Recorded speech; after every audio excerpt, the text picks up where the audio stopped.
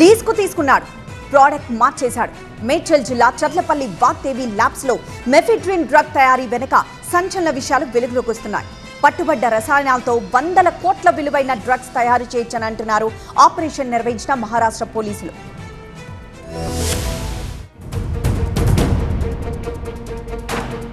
Kilo అమ్మితే 50 లక్షల రూపాయలు. ఎంత కెమికల్ అమ్ముకుంటే అంత సంపాదన ఉంటుంది.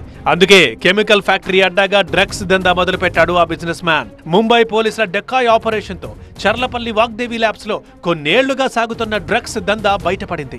ముంబైలో తీగలాగితే హైదరాబాద్ లో డొంక కదిలింది. డ్రగ్స్ తో దొరికిన బంగ్లాదేశ్ మహిళను విచారిస్తే చర్లపల్లి ఫ్యాక్టరీ దందా వెలుగు చూసింది. అయితే ఏడాది క్రితమే వాగ్దేవి ల్యాబ్స్ యజమాని విజయ్ ఓలేటిపై డ్రగ్స్ కేసు పెట్టిన ముంబై పోలీసులు ఈసారి ఇంకా పక్కాగా ప్లాన్ చేసుకున్నారు. సినీ ఫక్కీలో ఎంట్రీ ఇచ్చారు.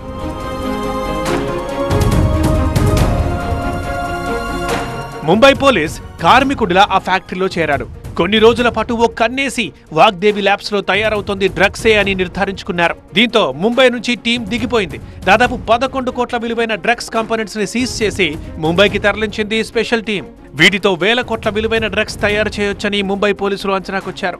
సూత్రధారి విజయ్ ఓలేటితో పాటు 13 మందిని అరెస్ట్ చేశారు.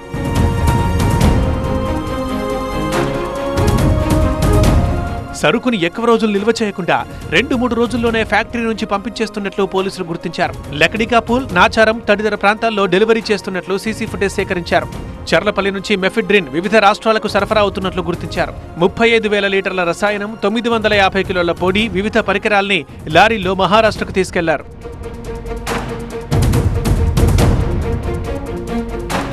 పోయినేడాది డ్రగ్స్ కేసులో మహారాష్ట్ర పోలీసులు కేసు నమోదు చేసిన ముందస్తు బెయిల్తో బయటపడ్డాడు విజయ్. 2005లో రామ్నగర్ గుండులో అటెంటివ్ టెక్నాలజీస్ అనే వ్యాపారాన్ని ప్రారంభించాడు విజయ్. 2015లో నాచారంలో వాగ్దేవి ఇన్నోసైన్స్ పేరుతో కంపెనీ మొదలుపెట్టాడు.